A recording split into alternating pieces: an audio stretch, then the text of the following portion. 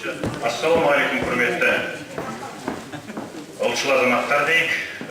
Біз алғаш осы құрылтайды ұйымдастырған уақыттарда 2 күнге жоспарлаған тұғымыз. Бірінші күнде облыстың азаматтарына сөз беріп, әрбір облыстан бір адамға, 2 адамға өздерінің облыстағы жағдайларын айтып, пікірлерін айтып, себебі ертең құрылтай болатын күні өкінішке орай енді уақытқа байланысты кейбіреулеріңіз сөйлей алмай қалатын шығарсыздар. Сондықтан біз қазіргі жоспар бойынша сіздердің тараптарыңыздан бір 7-8 адам сөйлейді деп ойлап отырмыз. Себебі қазіргі түсіп отырған бізге сөйлейміз деген адамдардың мәселесі солай. Бірақ бүгін біз осы жерде әрбір облыстың азаматына сөз беріп, егер сұрақтарыңыз болса сұрақ беріп, сол жердегі ұлттық құндылықтардың мәселесі қалай шешіліп жатыр, қандай деңгейде жұмыс болып жатыр, қандай қолдау керек, республикалық деңгейде, республикадағы ұлттық ұйымдардың арасынан қалай бірнеше жұмыс жасай аласыздар өздеріңіз облыстарыңызда. Кейбір облыстарда өкінішке орай бірде-бір басы қосылған ұлттық ұйым жоқ.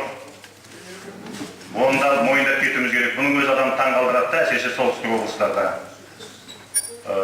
Бір жыл болды мысалы Қостанайдағы ел бесік ұйымының құрылмай жатқанына.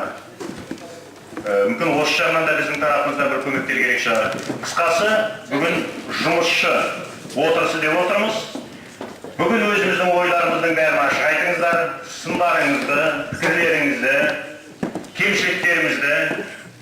Себебі қазақтың осы бәрінің басын құрап, осы жерге шақырғандағы негізгі біздің міндетіміз осы 20 жыл өткеннен кейін барып, алды-артымызға қарап, не жасадық, не қойдық. Алаштың ұрандары жүзеге асты ма? Желтоқсанның көтерген ұрандары жүзеге асты ма? Кезіндегі азат қозғалысының бағдарламалары жүзеге асты ма деп артымызға да бір қарайық. Содан кейін барып оны қалай жүзеге асыра аламыз? Қалай ұлттық мемлекет боламыз? Қалай қазақ мемлекеті боламыз? Осы жөніндегі сіздердің нақты пікірлеріңіз керек. Бәрін де білеміз. Осы отырған адамдар, менің ойымша, бәріміз бірімізден біріміз кем білмейміз. Тілдің жағдайы қалай болып жатқан, оралмандардың жағдайы қалай болып жатқан.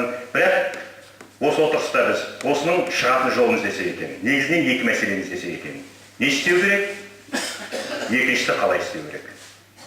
Бізге осы жетіспейді әр уақытта. Біз бәрін айтамыз, кейде зарлаймыз, кейде ұрандаймыз, бірақ не істеу керек те, қалай істеу керек дегенде тосылып қаламыз.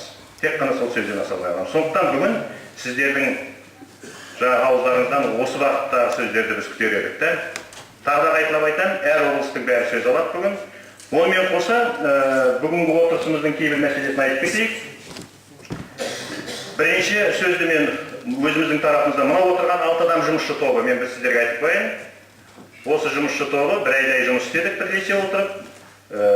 Енді кімнің қандай ұйымды екенінің мәселесі жоқ. Біздер тек қана сол қазаққа құрылтай жасап берсе екен деген топтармыз.